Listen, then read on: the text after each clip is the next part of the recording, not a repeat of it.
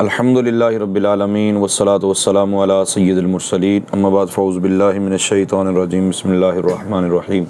ایک مسئلہ آپ کے سامنے آج رکھنا ہے۔ اگر یہ مسئلہ ہماری سمجھ میں آ جاتا ہے تو 90% ہمارے مسائل حل ہو سکتے ہیں۔ مثال کے طور پہ کل خوانی ہے، 7واں ہے، 40واں ہے، جشن عید میلاد النبی ہے، اذان سے پہلے صلاۃ والسلام ہے، اور وہ مسئلہ کیا ہے؟ مسئلہ ہے بدعت کا۔ رسول پاک صلی اللہ تعالیٰ علیہ وآلہ وسلم کے صحابہ بعض اوقات لفظ بدعت عام روٹین میں بولتے تھے جس کو وہ برا بھی نہیں سمجھتے تھے۔ میں آپ کو صحیح بخاری کی ایک روایت سناتا ہوں۔ بخاری شریف کی حدیث نمبر 1685 حضرت مجاہد رضی اللہ تعالیٰ عنہ ارشاد فرماتے ہیں کہ میں اور عروہ بن زبیر مسجد میں داخل ہوئے تو وہاں دیکھا کہ حضرت عبداللہ بن عمر رضی اللہ تعالیٰ عنہ حضرت عائشہ صدیقہ رضی اللہ تعالیٰ عنہا کے حجرے کے ساتھ ٹیک لگا کے بیٹھے ہوئے ہیں۔ لوگ وہاں نماز چاشت ادا کر رہے تھے۔ حضرت عبداللہ بن عمر رضی اللہ تعالیٰ عنہ سے ہم نے سوال کیا، فَسَأَلْنَاهُ عَنْ صَلَاتِهِمْ، کہ جناب یہ لوگ نماز کون سی پڑھ رہے ہیں؟ تو جتنا آج کل ہم لوگ بدعت کے مخالف ہیں نا، صحابہ جس کو گمراہی سمجھتے تھے اس پر شدت اختیار کرتے تھے، اور جس کو گمراہی نہیں سمجھتے تھے اس پہ شدت نہیں کرتے تھے۔ تو حضرت عبداللہ ابن عمر رضی اللہ تعالی عنہ نے ارشاد فرمایا بدعت، یہ بدعت ہے۔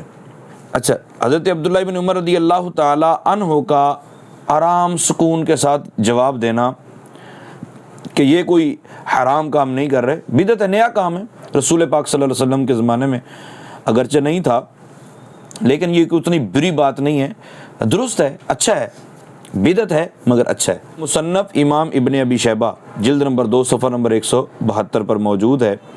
حضرت عبداللہ ابن عمر رضی اللہ تعالی عنہ سے نماز چاشت کے متعلق سوال کیا جب وہ نبی پاک صلی اللہ تعالی وسلم کے حجرہ مبارک کے ساتھ ٹیک لگا کر بیٹھے ہوئے تھے، تو انہوں نے فرمایا بدعتن، یہ بدعت ہے، ونعمت البدع، مگر یہ کوئی بری بدعت نہیں ہے، اچھی بدعت ہے۔ حضرت عمر رضی اللہ تعالی عنہ نماز تراویح باجماعت کھڑی دیکھ کر یہ فرمایا تھا، یہ بخاری شریف کی حدیث نمبر 1906 ہے، نعم البدعۃ ھذہ، یعنی بدعت بھی کہا تراویح کی جماعت کو اور اس کو اچھا بھی کہا کہ ہر بدعت گمراہی نہیں ہوتی، بلکہ بدعت کی 2 قسمیں ہوتی ہیں ابتدائی طور پر، بدعت حسنہ، بدعت سیئہ، ایک اچھی بدعت ہوتی ہے، ایک بری بدعت ہوتی ہے۔ جس طرح میں نے حضرت عبداللہ ابن عمر رضی اللہ تعالی عنہ کا فرمان آپ کو اوپر عرض کیا کہ انہوں نے فرمایا بدعت ہے، لیکن بدعت کہنے کے باوجود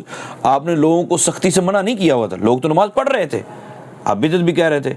ہاں، اس بدعت کا مطلب یہ تھا کہ رسول پاک صلی اللہ علیہ وسلم نے مسجد میں کبھی نہیں پڑھی تھی۔ ایک تو ان روایتوں سے ایک بات کلیئر ہو گئی کہ نبی پاک صلی اللہ تعالیٰ علیہ وآلہ وسلم جو کام ریگولر نہیں کرتے تھے، لوگ اس کو ریگولر کرنا شروع کر دیتے تھے، تو صحابہ اس کو بھی بدعت سمجھتے تھے، مگر وہ بدعت نہیں کہ جو حرام ہو۔ لیکن آج کل لوگوں نے ایک وتیرہ بنا لی ہے، کل محدثۃ بدعہ وکل بدعۃ ضلالہ، لفظ کل آ گیا جی، ایسے جیسے لفظ کل آپ نے زندگی میں پہلی مرتبہ دیکھا ہے، یا اس طرح بات کرتے جیسے کل کا معنی صرف آپ کو ہی آتا ہے۔ نہیں جی نہیں میرے پیارے بھائی، ایک کل حقیقی ہوتا ہے، ایک کل اضافی ہوتا ہے۔ آپ اگر کل حقیقی مراد لیتے ہیں کہ ہر نیا کام بدعت ہے اور ہر بدعت گمراہی ہے، جہنم میں لے جانے والا کام ہے، تو پھر مجھے ایک بات بتائیں، مدارس تو رسول پاک صلی اللہ تعالیٰ علیہ وآلہ وسلم نے قائم نہیں کیے تھے؟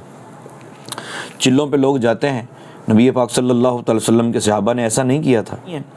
آپ مساجد میں قلین بچھائے جاتے ہیں، رسول پاک صلی اللہ تعالیٰ علیہ وآلہ وسلم کی سنت ہی ہے، صحابہ کی سنت ہی ہے، ایسا نہیں ہے۔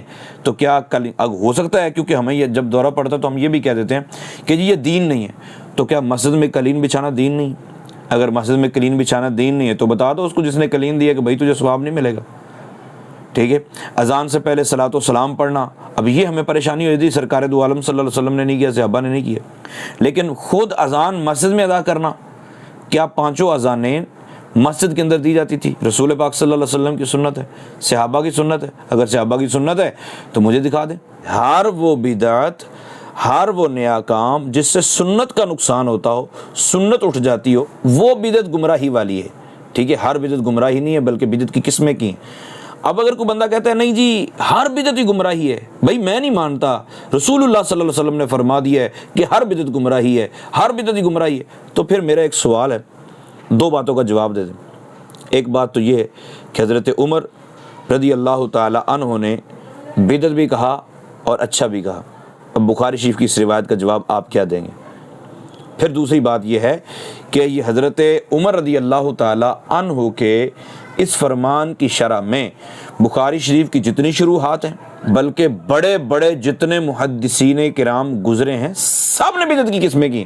اگر فتویٰ دینا ہے تو دے دیں، آپ امام بخاری پہ دے دیں، علامہ قسطلانی پہ دے دیں، ٹھیک ہے، علامہ ابن عسقلانی رحمۃ اللہ تعالی پہ دے دیں۔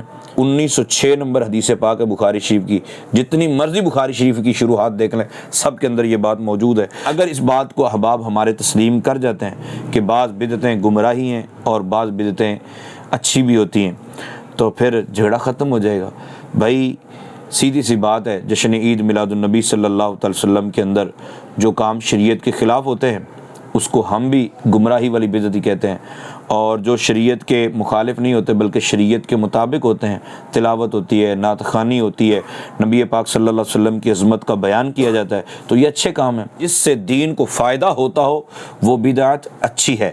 کیونکہ اب مجھے کوئی کہے کہ جی آپ لائٹیں ثابت کر دو، جشن عید میلاد النبی صلی اللہ علیہ وسلم پہ جھنڈیاں لگانا، یہ لائٹیں، تو بھائی اس وقت جھنڈیاں تھیں نہیں، اب لائٹیں تھیں نہیں، اس وقت تو بجلی نہیں تھی، اب کہاں ثابت کروں گا؟ کیونکہ ہم لوگ نا بعض اوقات عجیب رنڈی رونا ڈالتے ہیں، نہیں بدعت تو ہے نا، یہ بدعت تو ہے نا، بدعت تو مان گئے نا۔ میرے پیارے بھائی بدعت اچھی بھی ہوتی ہے، آپ پہلے ٹھنڈے دماغ سے گھر میں مشورہ کر کے علماء کو بٹھائیں، اپنے مولویوں کو بٹھائیں، ان سے مشورہ کر لیں کہ حضرت جی بدعت کی دو قسمیں ہیں یا نہیں ہیں۔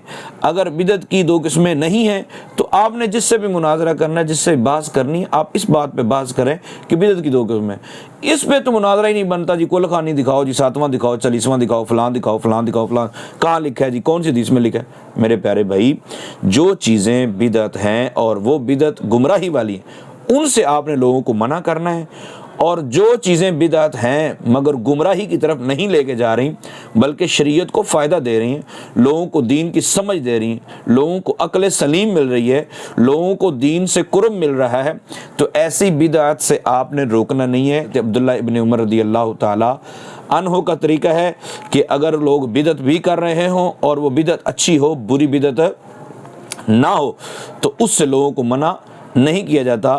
جس طرح میں نے بخاری شریف کی آپ کو روایت عرض کی، 1685 نمبر حدیث پاک، عبداللہ رضی اللہ تعالی عنہ کے سامنے نماز چاشت پڑھی جا رہی تھی، آپ نے اس کو بدعت بھی کہا لیکن اس کو منع بھی نہیں کیا۔ اللہ بدعت کی قسمیں کرنے کی توفیق عطا فرمائے۔ یہ بدعت کی قسمیں ہو جائیں گی تو امت کے اندر بہت بڑا جو انتشار ہے یہ ختم ہو جائے گا۔ اللہ عمل کی توفیق عطا فرمائے، آمین بجاہ النبی۔